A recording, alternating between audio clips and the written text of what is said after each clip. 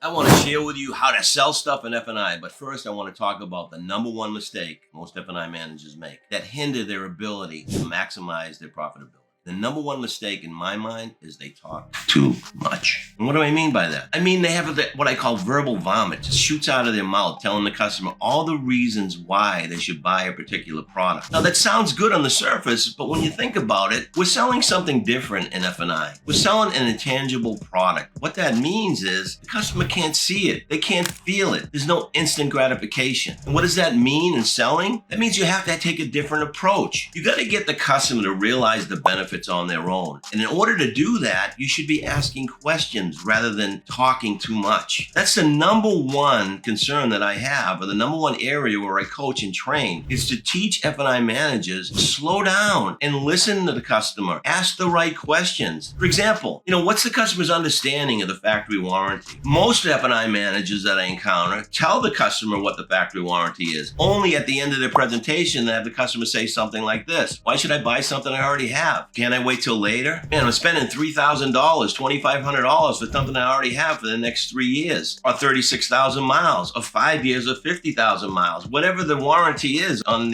from the manufacturer. What's in the customer's mind is you're telling him what it covers, and then you're asking them to buy more. And they're saying to themselves, seriously, why should I pay for something I already have? What if I trade the car in 2 years from now? Just a reminder to Goya, get off your axle and join us for the free webinar, April 25th at 10:30 a.m. Eastern Standard Time. It's training for all and every F&I managers, whether new to F&I or a seasoned pro. Join us April 25th at 10:30 a.m. All you got to do is click the link below to register for the webinar. I better see you there. So you should be asking the customer what's your understanding of the factory warranty. That's on new cars. Let's take used cars for an example. You go through, you only have 30-day warranty, or you're buying the car as is. This is why you should buy a service contract. Okay, I get it. On a used car, it's a little bit different. How about guaranteed asset protection? You tell the customer everything the guaranteed asset protection does, and they never had a total loss. They never experienced an accident. Why don't you ask them what's their understanding of the guaranteed asset protection and what it does? And explain to them that they're not putting any money down, or they're financing their sales tax, or they're rolling additional monies from a trade-in or a lease, and that's increasing the value of the vehicle, and that gap between what the insurance company says your vehicle's worth and what you owe at a certain time is going to be impacted by you if the vehicle were a total loss. My point is that rather than tell people what the products do, ask them if they understand what the products do, listen to what they have to say, and then go move forward with what they say. Elaborate on what they say. And then you can explain the features of a service contract, even tire and wheel. It may sound amazing, but there's some people out there that never encountered a ding or dent, never encountered a flat tire, never encountered a chip or a crack in the windshield. Maybe you should ask the customer, in all the time you've owned a vehicle, all the years you've owned vehicles, think back of all the vehicles you've owned. Have you ever had any incident or any issue with any one of them? And they're going to come up with something, and then you have them elaborate on that something. For example, maybe they say that they had a flat tire, and then you drag them through the mud. How'd you feel when you had that flat tire? When did it happen? Probably not at the most appropriate time, right? You're probably on your way to work. It was probably pouring rain out, or it was the middle of winter, or it was a real hot sunny day. And you get them to remember the time they had that flat tire simply by asking that question. In the time you've owned vehicles, and all the time, every vehicle you've owned, have you ever had an issue, whether minor or major? And have them elaborate on that issue. And that's how you get them to realize the benefits on their own. So stop talking so much. Listen, we have A-type personalities in sales. So we want to explain all these features, all these benefits, what it's going to do, how they'll benefit from enrolling in the program or buying the program. I get it. But sometimes you got to take a back seat, especially today with all the technology out there that the customer's using to research vehicles and stuff. They're encountering F&I experience. They're learning about these F&I products online. It's very transparent now. In our society now, there's so much information online that the customer is aware of what's available. So get them talking about it. They may have interest in certain programs, and because you talk so much, sometimes you talk them right out of the program. I'm serious. Stop talking, stop with the verbal vomit, and start asking questions. The key to success in F&I is to give a presentation that's pretty thorough, but basic and quick. Explain what the products do, the features of the products, and quite frankly, all they do is pay for something. They pay for tires and wheels when damaged by a road hazard. The program programs pay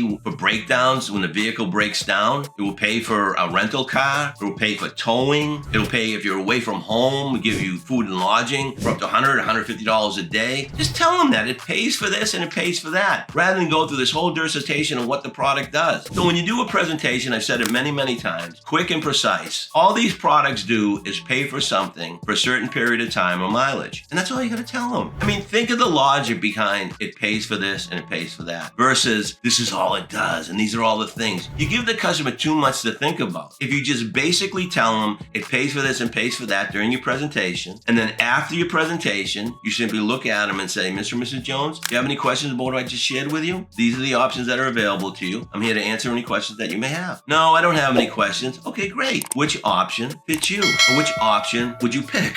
I'm getting carried away here because it can be that simple. Go through a wonderful presentation of it pays for this, pays for that. These are the options that are available to you. Which option best suits you? And then get into a conversation with the customer by asking questions. When the customer says, no, I don't want any of these options, simply look at them and say, I get it. Most people tell me the only reason why they haven't chosen option is because they simply don't want to pay for it. They don't want to spend the extra money. Isn't that really how you feel? I often talk about driving it to the money because when you think about it, everybody wants these products. Seriously, think about it. Every product that you have available to a customer, we know they want it. The challenge we have is getting to see the value in it. And sometimes you got to get them to see the value on their own. And the best way to do that is by asking them questions. What's your understanding of your insurance company responsibility should you have a total loss? What's your understanding of the cost to replace those low profile tires and wheels? What's your understanding of the factory warranty? What's your understanding of the vehicle's value should you have some dings or dents or cracked or chipped windshield, a soiled paint or a soiled interior? And they'll tell you. And then you explain to them that you have a remedy for those challenges that you'll face in the course of ownership. I call them perils of ownership. Everybody's going to have one sooner or later. You know, I make a joke sometimes that every mile you drive, you're going to get closer and closer to a peril of ownership. And that's a fact. It may not happen with this car, but it may happen with the next car. It may have happened in the past. We got to dig it up. We got to dredge it out by asking those questions. What's your understanding of this and what's your understanding of that? What's your concerns over the vehicle service contract? What are your concerns over the tire and wheel? What are your concerns over the paintless dent removal or the windshield coverage or the key replacement or the maintenance? Ask them, what are their concerns over it? And then they'll tell you. And now you're able to answer their objection or their concern with more intelligence because now you're talking from their perspective rather than yours. Certainly empathy plays a role in this. You know, when a customer says, well, I don't want to have my payments go up. I get it. I've often felt the same way. I've had it before, never used it. I get it. You feel you wasted your money. I've been in that situation. I have other customers feel the same way you feel. Empathy works, but perspective talking works better. But you got to get inside the customer's head. I've talked about the new 3 A's of selling, not always be closing, but how you got to get in tune with the customer, how you have to have buoyancy and clarity. Attune with the customer, ask questions to get inside their mind and learn their perspective as to why they're not enrolling in these programs. What are their concerns or what are their questions? And now you're able to address them. And then if you're unable to address them, that's the buoyancy part, where you learn from those times when you weren't able to address those objections. You do some research, and then there's the clarity. Because you understand their perspective, you're able to talk more clear with them and answer their concerns with more clarity, make better sense, and convince them, or they otherwise convince themselves, to enroll in these programs. Remember, it all comes down to the money. So always drive it to the money. And it pays for this, and it pays for that. I can't give you any better advice. The number one mistake F&I managers make, in my mind, is they simply talk too much. Verbal vomit. So end the verbal vomit. Go for the pays for. Pays for this, pays for that. A simple, direct presentation. And then after you give that wonderful presentation that's direct and precise, and only lasts about 190 seconds, you simply look at them and say, do you have any questions about what I just shared with you? And then open up a dialogue. Which option works best for you? And the customer's going to say, well, you know what? I don't really think I need any of that. Okay, I get it. I've had other customers feel the same way. But what it really comes down to is it comes down to them not really wanting to spend the extra money. Isn't that really how you feel? Because most people tell me they want the products. They don't see enough